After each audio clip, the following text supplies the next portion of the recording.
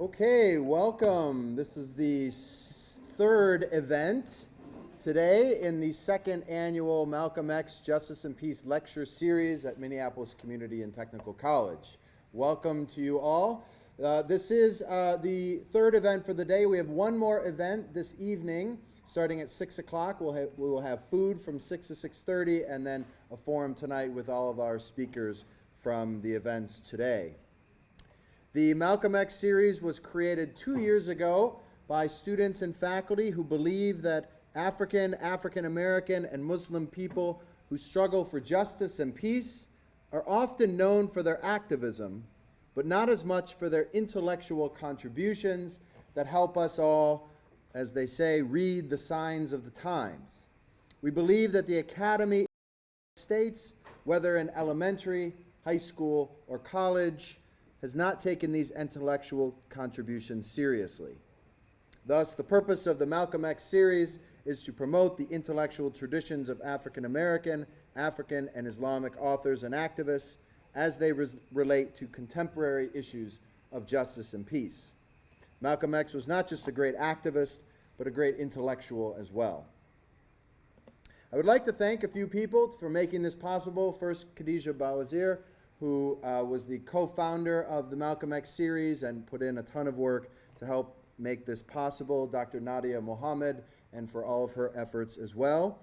Thanks to Noura Bawazir, who made the wonderful posters around campus, and the Philosophy Club, who sponsored and put time in for this event as well.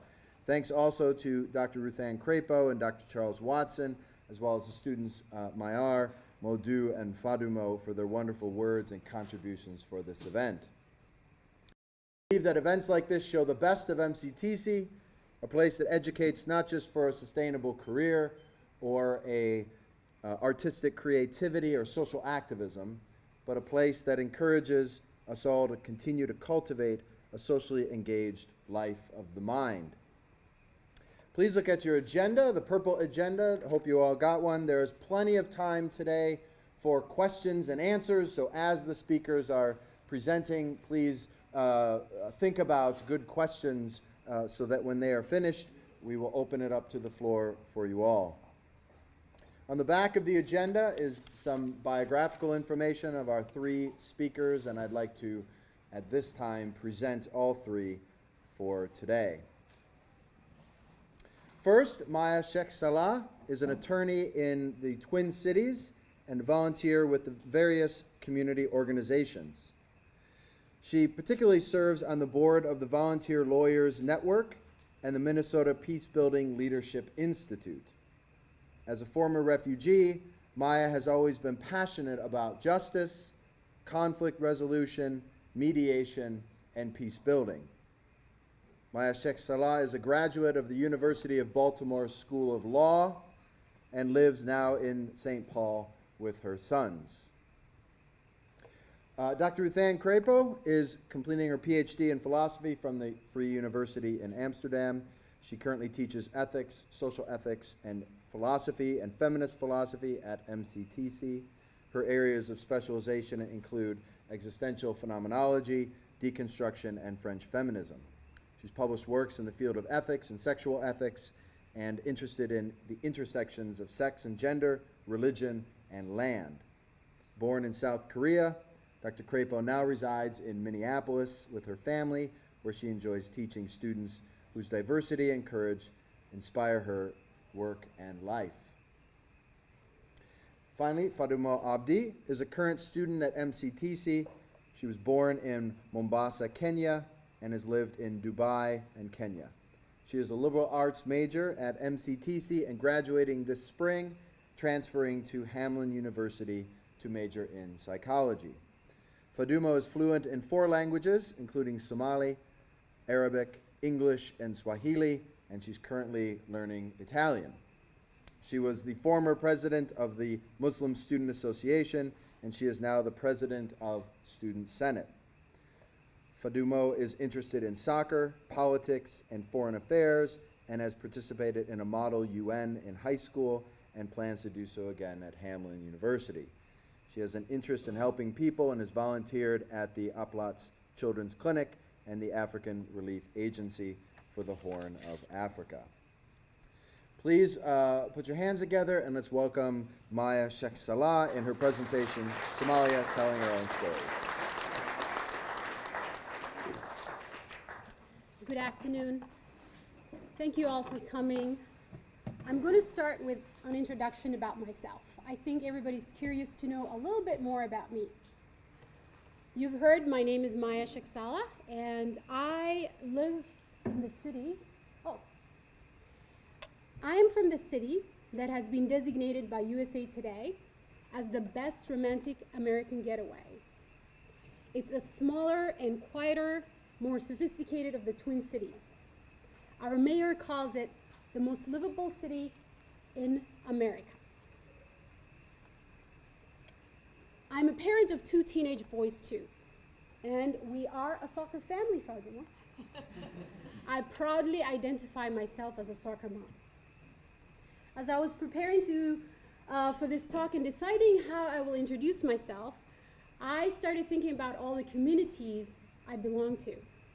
And most importantly, in my day job, I belong to a community that's often misunderstood, unfairly stigmatized, and sometimes even vilified by a large segment of the population. I am an attorney.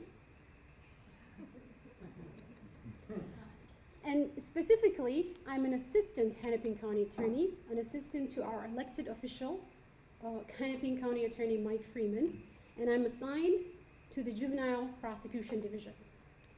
Our goal is to bring justice to victims of crime and work to protect the 1.1 million Hennepin County residents. But the most important reason why I'm standing in front of you today is because I am a Somali American, and I'm a member of the Somali Diaspora. Before I go any further, I want to remind you all about a very important words uttered by Nigerian novelist Chimamanda Adichie. In her book titled The Danger of a Single Story, she warned us that if we only hear a single story about a person or a country, we risk critically misunderstanding. Here is what she actually said.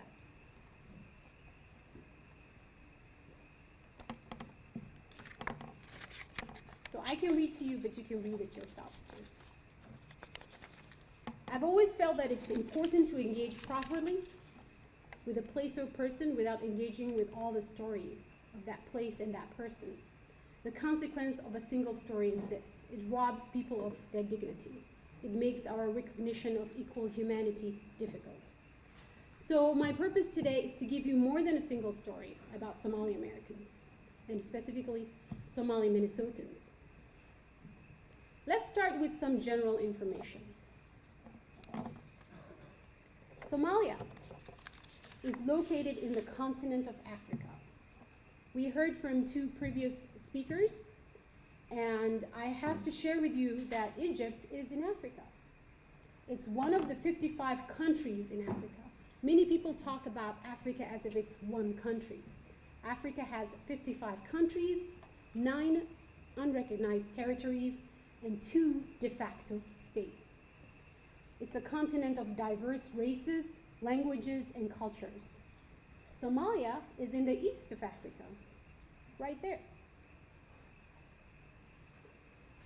It's in a region called the Horn of Africa because it's shaped like a horn. It has the longest coastline on the African continent, 3,000 miles of sandy, white beaches.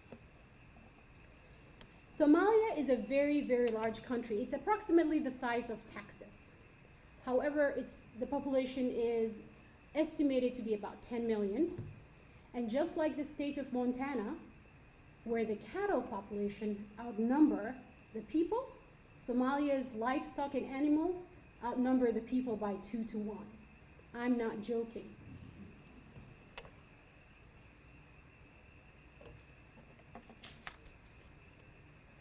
The world's largest population of camels is on the Somali Peninsula.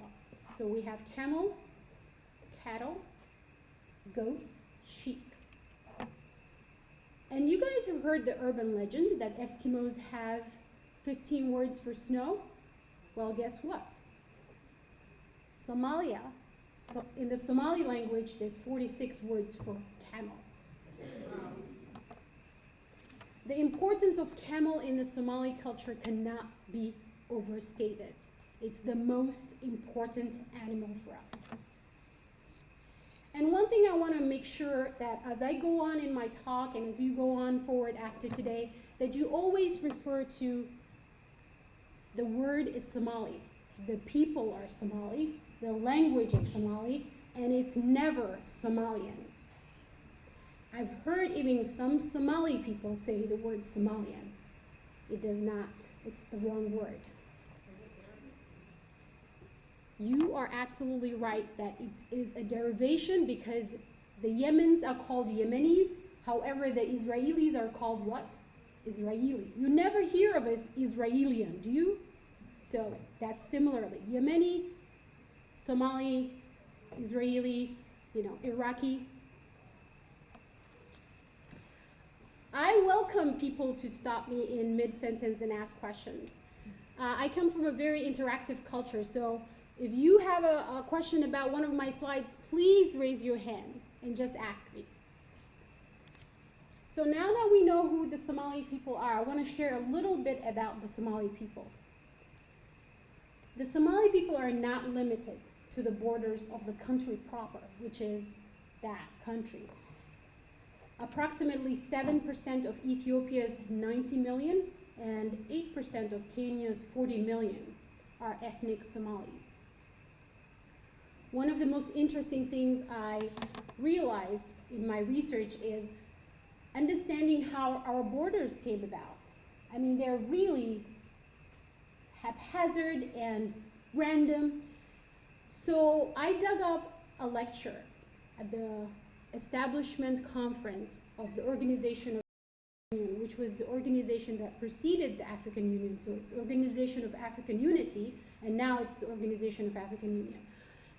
On May 25th, 1963, Somalia's first president, Aden Abdullahi Osman, addressed the conference, and he said, unlike any other border problem in Africa, the entire length of Somalia's existing boundaries, imposed by colonists, cuts across our traditional pastures of its nomadic population. So imagine you have herds of camel crossing on these borders every day in Somalia right now.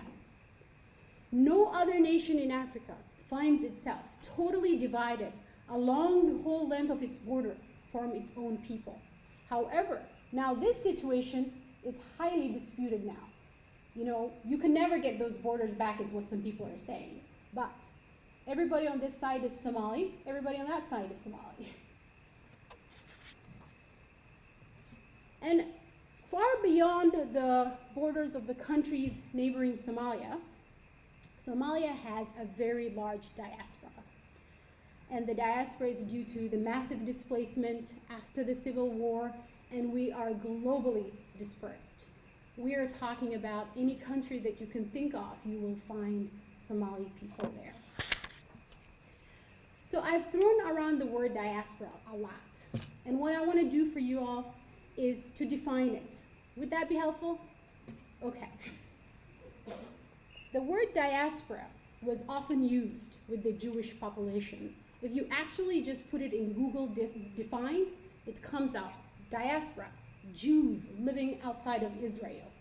However, now large populations have started to use it. The Chinese have a diaspora, the Indians have a diaspora, and of course we know other populations that had civil war, the Afghanis, the Iraqis, the Syrians, the Egyptians all have diaspora. So a diaspora is the scattering of people away from an established homeland. Everybody is psychologically, emotionally connected to this homeland. I would like you all to take a guess about where the largest diaspora is outside of Africa. Minnesota? I have one guess. Okay. These numbers were published, and I got them from last week. NPR did a story and they published these numbers and attributed it to the United Nations. They said the largest Somali diaspora live in the following countries: Kenya, Ethiopia, Yemen, Libya. It was a surprise to me. Djibouti, United States, United Kingdom, Egypt, Saudi Arabia, Netherlands. There's one big glaring country missing, and I was wondering, whoa, what about Canada? I have tons of relatives in Canada. Well, the Canadian number is 22,000, according to them. So Netherlands bumps Canada. So the Somali diaspora around the world has been proven very critical for Somalia's political future.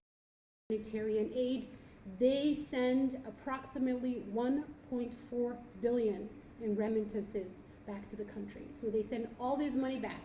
It's estimated that 41% of the population that live in the Somali territories depend on these income from the diaspora.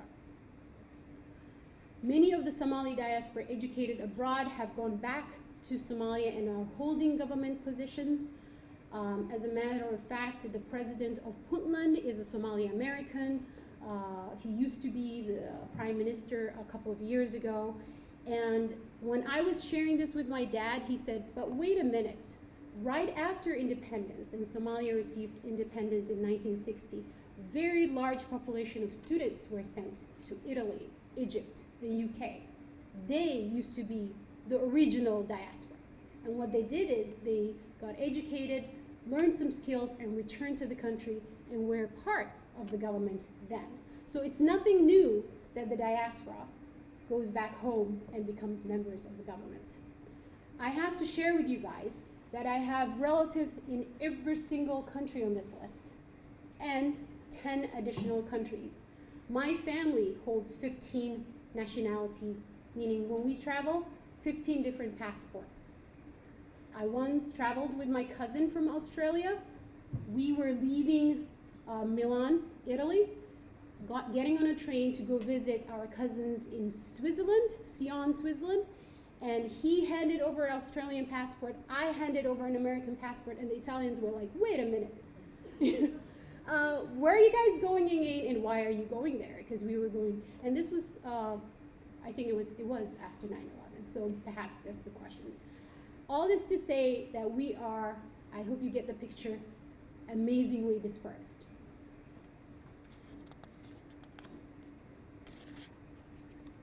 So I want to bring it back to the US.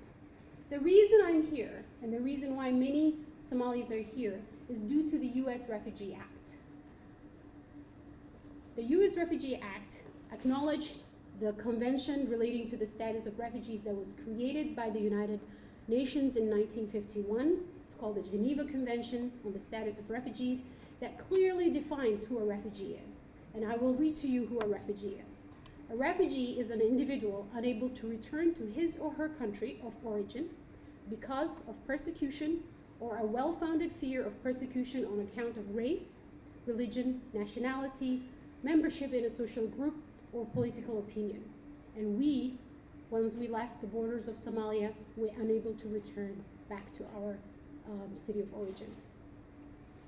So the United Nations Declaration for Human Rights recognizes the right to seek and enjoy resettlement in other countries, the right to seek asylum.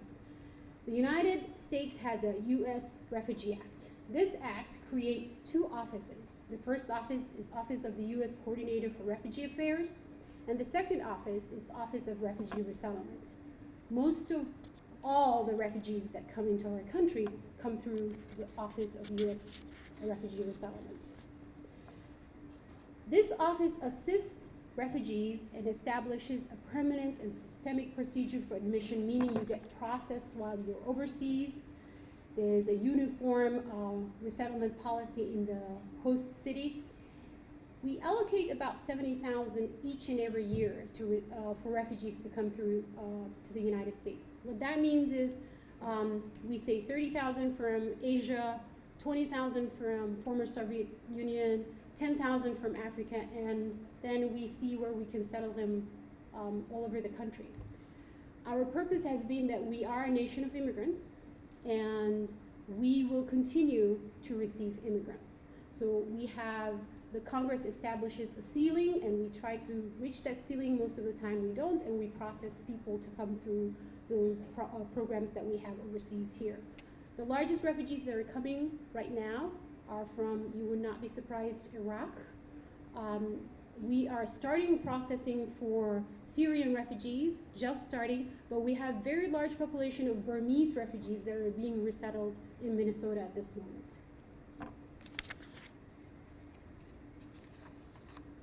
So according to the last census, 1 in 3 Somalis lives in Minnesota.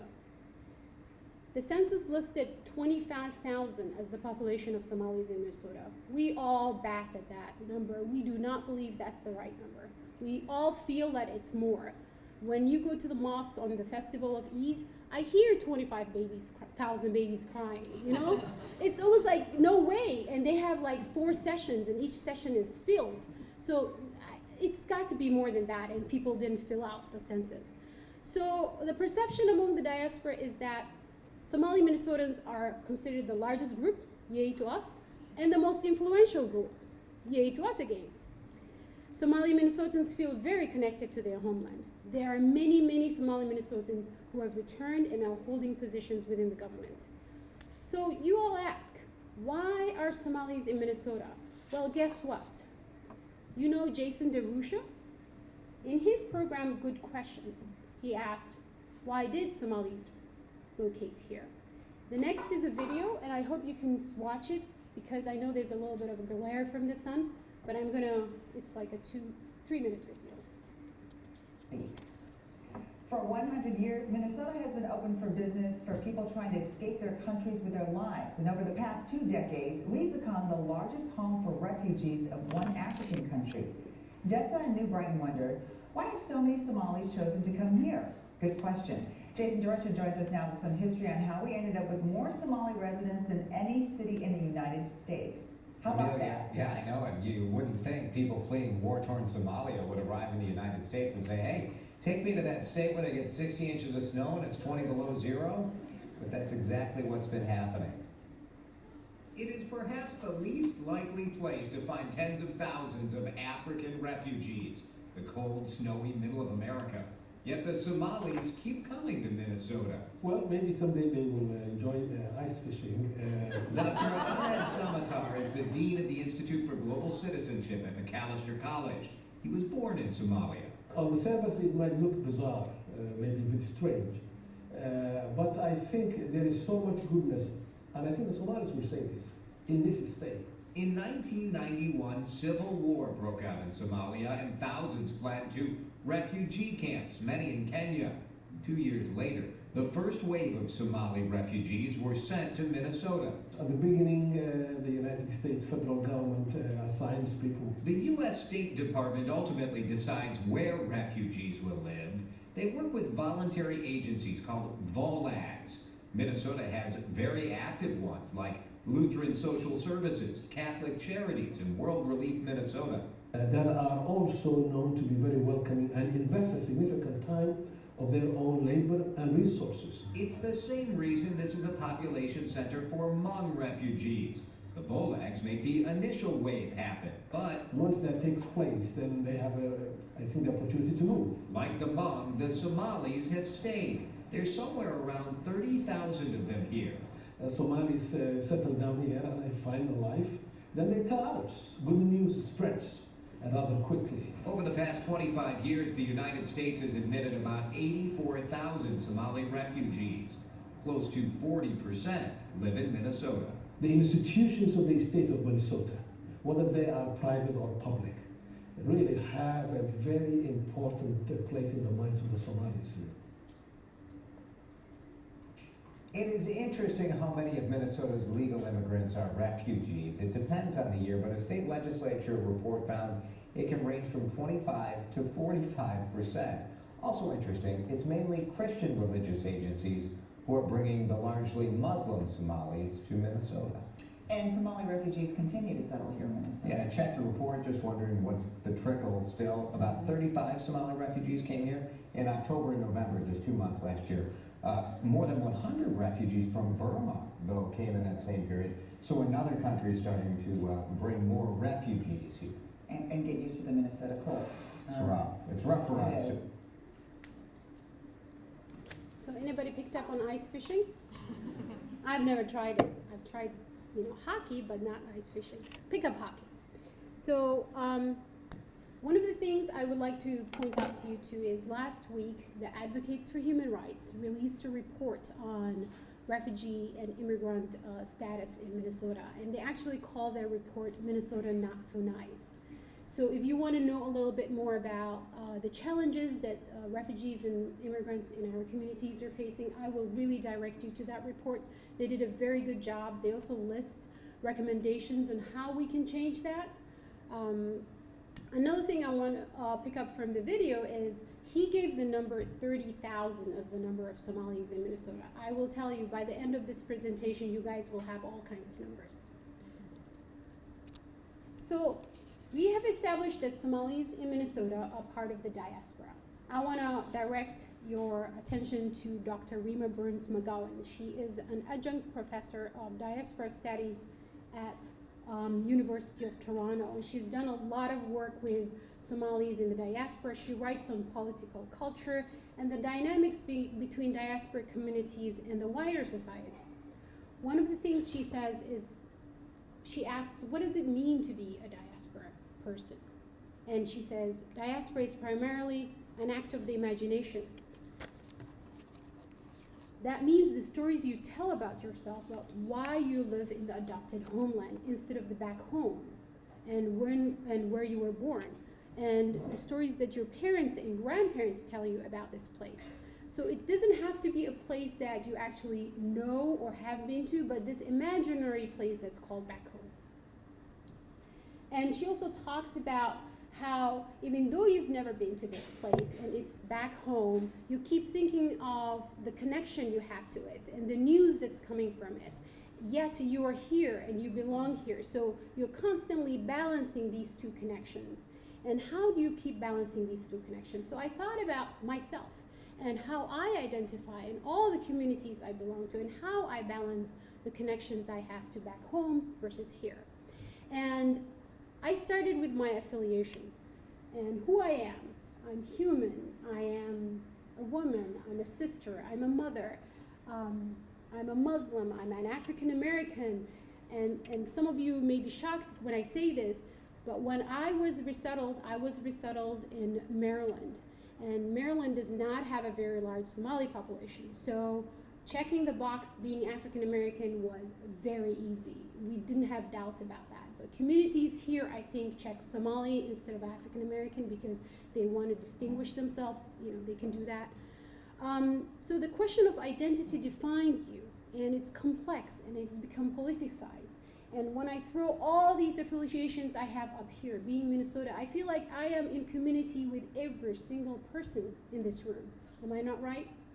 The only question I have for Fatima, do you know what this means?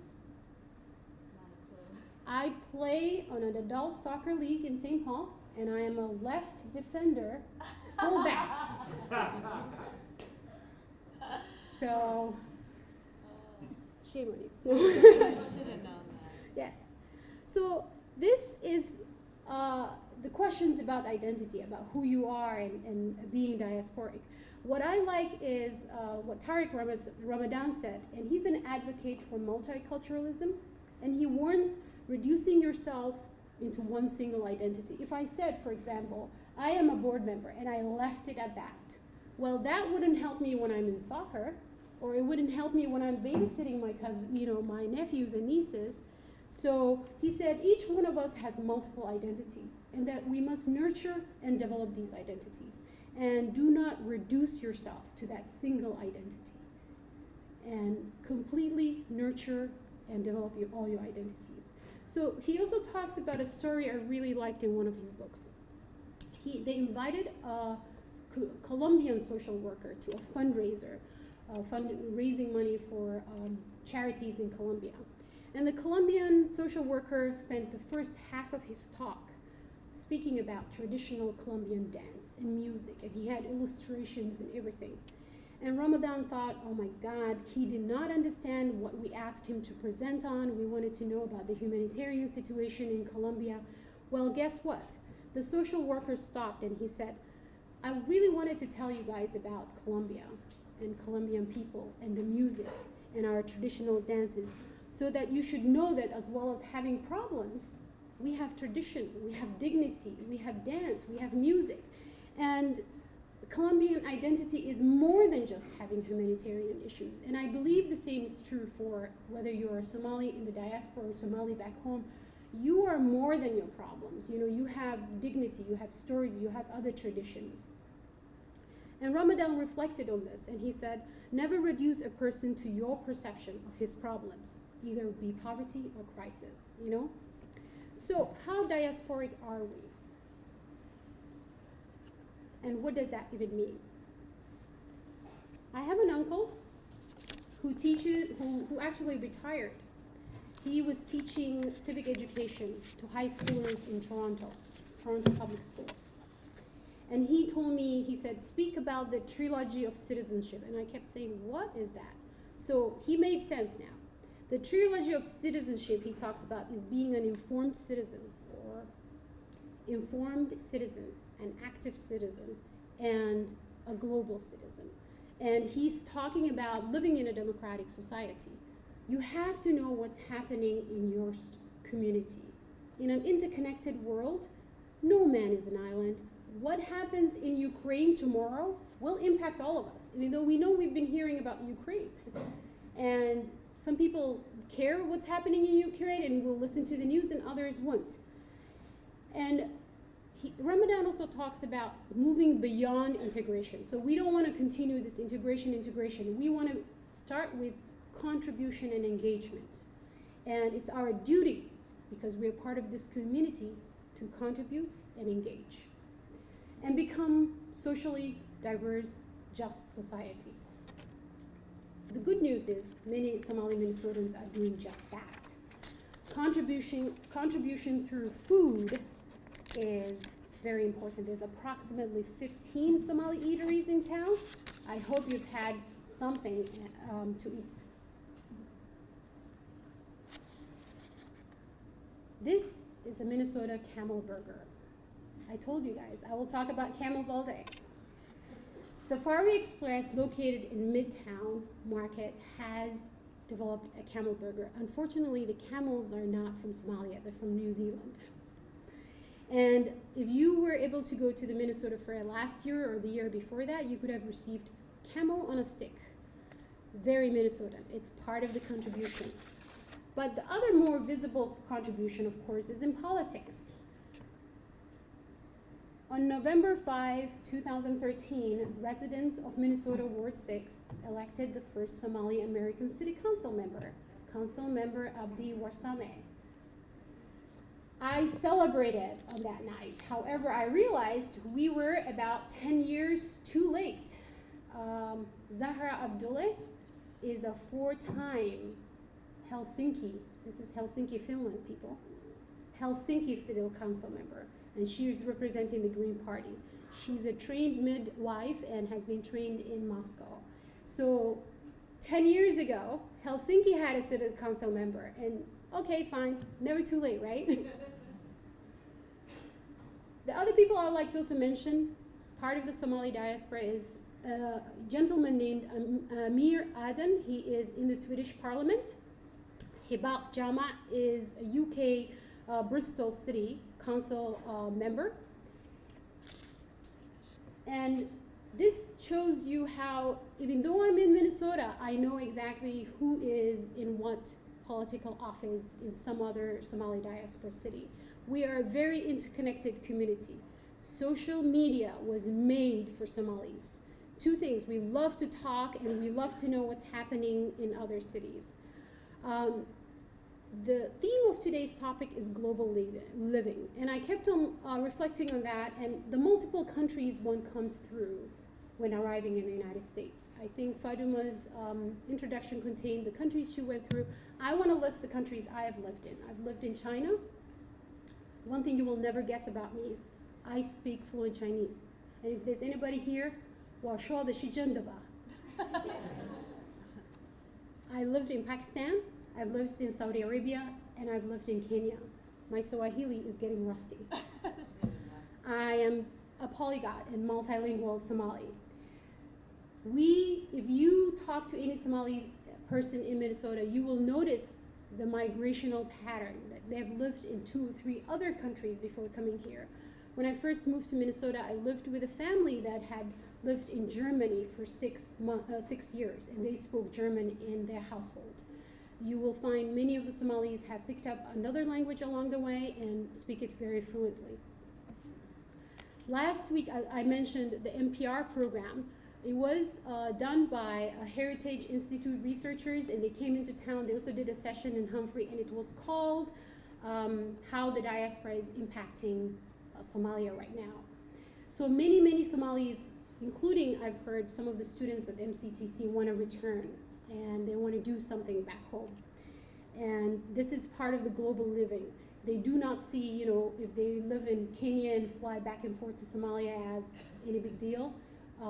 They come and visit Minnesota, or they say, I'm going back home, and they visit Minnesota as home, and they make their base here.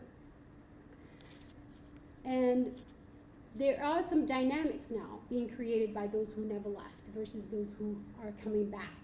And they talked about this at the NPR program. I direct you to listen to the whole program. It was very interesting. The benefits are many. Somalia has had brain drain for a very long time. And by having people who are educated with the skills, returning and doing things is a benefit. But the challenges also are, then again, the mentality of, I'm coming in to teach you guys, you don't know anything. Or the resentment of, you're taking our jobs. Does that sound familiar? You're taking our jobs. Where people back in Somalia are saying that. I mentioned social media. I'm unable to overestimate the importance of social media to Somalis. The earlier speaker, I heard a little bit of what he said about the Egyptian revolution. Today, there is a social media campaign, and it's reaching far and wide in the Somali diaspora. Last Monday, the 31st of March, I'm correct, last Monday was 31st, not this Monday, the Monday before. A bomb exploded in Eastleigh, the area where many of the Somalis live in Nairobi, Kenya.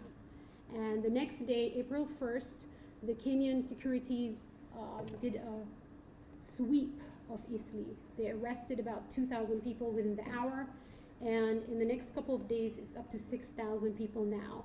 3 police stations are full, so what they did is they put the rest of the Somali community members in a stadium. This stadium was used for celebrations and other events, but now it has become a prison. The Twitter hashtag is called Kasarani. The stadium's name is Kasarani. The Twitter hashtag has now become Kasarani Concentration Camp. And they have started barbed wiring the stadium. It's causing a lot of strife within the Somali Kenyan community, because as you remember, I mentioned earlier, there's a large population of Kenyans who are ethnically Somali. So if you were to meet 2 Somalis, one who's a refugee in Kenya and one who is birthed in Kenya and has a nationality, you won't be able to tell the difference. And they have started this Twitter hashtag, spreading it among all the diaspora, saying, do something. We need to stop this sweep of Somalis, and the police are, of course, taking a lot of bribes, and the rule of law is really not observed, and it's going to cause some type of a diplomatic strife between Kenya and Somalia in the near future.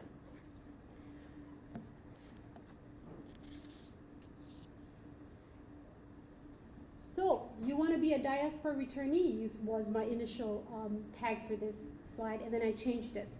I'm going to share with you that a TEDx talk. TEDx, I don't know, for those who know, is a locally self-organized event.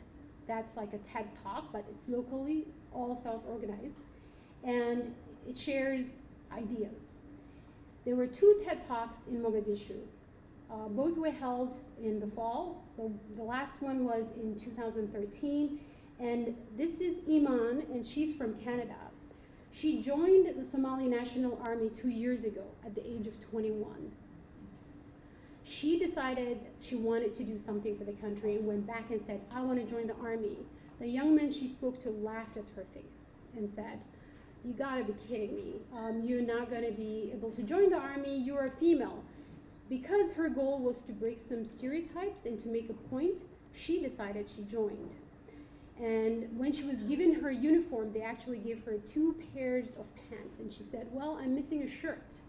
I only got 1 shirt. And they said, no, you have to make a skirt from the 2 pairs of pants. Well, try being an army official or an army cadet with skirts. It's very difficult. So she just threw the other pants away. She wears her pants with her hijab. Today, she has become a commander. She has about 600 men under her battalion. I truly admire her courage, and I hold her up as an agent for social justice, in breaking stereotypes, in making a change and saying she's going to make a change and then following it through and doing it. So social justice, this is something close to my heart. What is it? Let's define social justice. Promoting a just society by challenging injustices and valuing diversity. Very, very simple. What does it really mean to me? It means to me the ability for each and every citizen, some would say resident of our state, realizing his or her potential, fulfilling their societal role, and receiving what's due to them from society, being treated fairly. How do we do that? I believe you do that by engaging and contributing. You know your rights and responsibilities. Stay informed of the issues affecting your community. Participate in your local community. Give voice and a vote. Seek education. One of the things, I don't know if you caught that, is I had a bullet thing that said, I'm actually a community college graduate.